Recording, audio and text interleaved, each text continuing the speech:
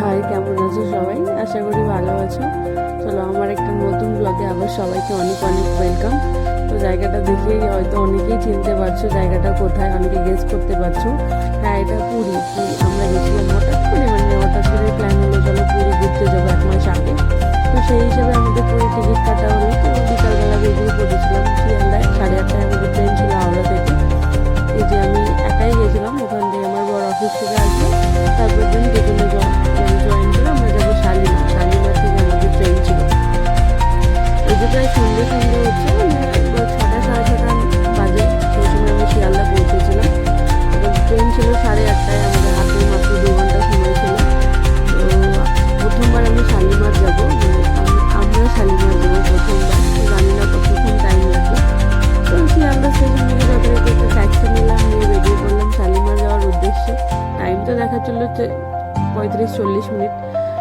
হ্যাঁ, যেতেও আমাদের সেরকমই টাইম লেগেছিলো ট্যাক্সিতে। খুব বেশি হলে 45 মিনিট হয়তো লেগেছিল। তবে মানে ফার্স্ট টাইম শালিমার, তো শালিমার স্টেশনটা ব্যক্তিগতভাবে আমার খুব একটা পছন্দ হয়নি। কারণ মানে দূরপাল্লার ট্রেন ছাড়ে, তাও আবার এমন একটা জায়গা থেকে যেখানে আশপাশে তেমন কিছুই নেই। তারপরে কোনো বাস স্ট্যান্ড নেই, কোনো মানে সেরকম কিছুই নেই জমজমাট। যেমন হাওড়া, শিয়ালদা, কলকাতা স্টেশন আমরা যেমনভাবে জেনে এসেছি, সেই তুলনায় শালিমারটা আমার একটু ডাউন ভেজা কলকাতার রাস্তা এনজয় করতে করতে পৌঁছে গেলাম শালিমার স্টেশন।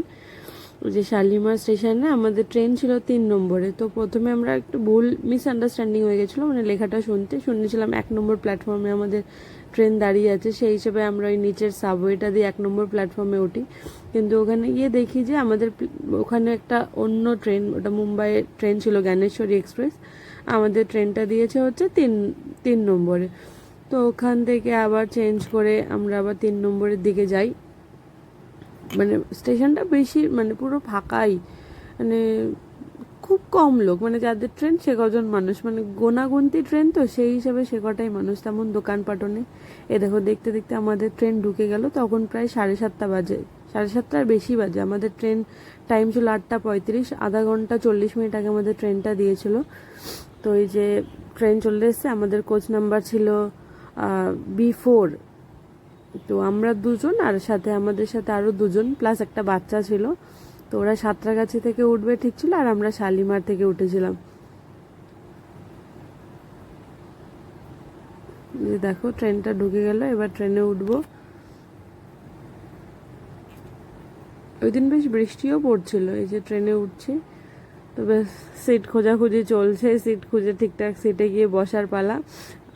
আর বাইরে যে প্রচণ্ড গরম, ওর থেকে ট্রেনের মধ্যে গিয়ে বসাটা অনেক বেটার মনে হয়েছিল আমাদের কাছে। তো বাইরে বেশি সময় নষ্ট করিনি। ট্রেন আসার সাথে সাথেই আমরা ট্রেনে উঠে পড়েছিলাম।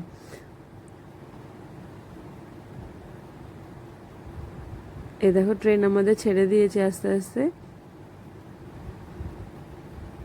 তোমরা কি কেউ গেছো আগে এই ট্রেনটায়? গেলে জানিও।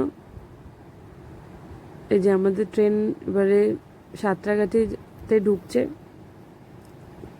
আর আমাদের সাথে যারা ছিল তারা ওই সাঁতরাগাছি থেকেই ওই ট্রেনে উঠবে।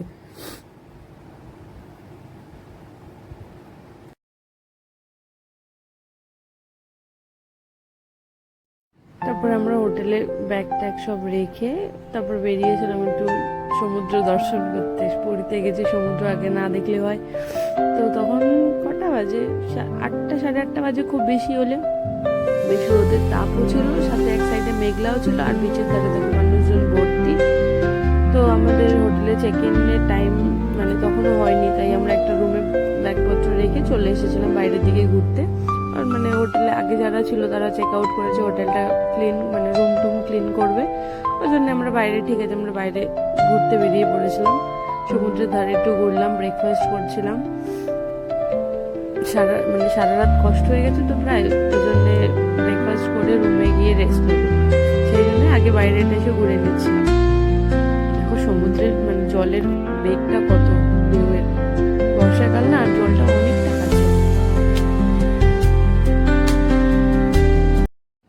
এই যে রুমে গিয়ে আবার রেস্ট নিয়ে তারপর দুপুরবেলা 2টো 2:30 নাগাদ বেরিয়েছিলাম সমুদ্রে স্নান করবো বলে। কিন্তু এসে দেখি এত পরিমাণে ভিড় আর এত রোদের তাপ, মানে রোদের তাপ তো ঠিক আছে, ওটা এক্সপেক্টেড, কিন্তু ভিড়টা এতটা এক্সপেক্টেড না। মানে মেরিন ড্রাইভ পুরো রোডটা শুধু কি বলবো, শুধু স্বর্গদ্বার বিচ না, পুরো মেরিন ড্রাইভ রোডটাই এতটাই ভিড় আর এতটাই মানে ধারণার বাইরে।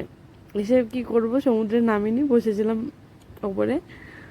তো আবার খানিকক্ষণ বসে টসে একটু কিছু খেয়ে চলে গেছিলাম রুমে গিয়ে আবার ঘুমিয়ে টুমিয়ে সন্ধেবেলা বেরিয়েছি। সন্ধেবেলা বেরিয়েও একই কীর্তন, বাইরে বসার একটা জায়গাও পাইনি। ওই যে চৈতন্যদেবের স্ট্যাচুর ওখানটায় দেখো, ওখানেও লোকজন ভর্তি। আর এই যে নিচে বিচে এলাম, দেখলাম ওখানে। তারপরে দেখো বেশ সন্ধ্যে নেমে এসেছিলো, সেই সময় সমুদ্রের পাড় থেকে ভাবলাম হাঁটতে হাঁটতে রুমের দিকে যাব। তো সেইখানেও প্রচণ্ড ভিড়, মানে সেই প্রচুর পরিমাণে ভিড়। এত ভিড়, আমরা তো আবার 15ই আগস্টের ওই ছুটিটার পরে গেছি, মানে রবিবার পার করে আমরা সোমবার দিন, মঙ্গলবার দিনকার ওখানে গেছি, তবুও একই অবস্থা দেখো। তারপর যাও একটা ফাঁকা জায়গা থেকে একটু বসলাম, তারপরে অন্ধকার হওয়ার সাথে সাথে একটু বিচ মার্কেটে ঘুরলাম। মানে প্রচণ্ড হাওয়া থেকে থেকে যখন তখন বৃষ্টি চলে আসছে। তো যাই হোক, একটু ঘোরাঘুরি করে এত ভিড়ে আর ভালো লাগছিল না, রুমে চলে গেছিলাম। দেখো একটু দরদাম করছিলাম, জিনিসপত্র দেখছিলাম। বিচ মার্কেটটা রাত্রে ভালোই, কেনাকাটা করতে তো সবারই মন চায় গেলে। যাই হোক, ভিড়ে কিছু করার নেই, কিছু কিনলাম, দেখে শুনে বাড়ি রুমে চলে এসেছিলাম। এসে খাওয়া দাওয়া, মানে রুমে আসতে আসতে রাস্তায় বৃষ্টি, ঠিকঠাক করে ভিডিও করা হয়নি। দেখা হবে নেক্সট ব্লগে।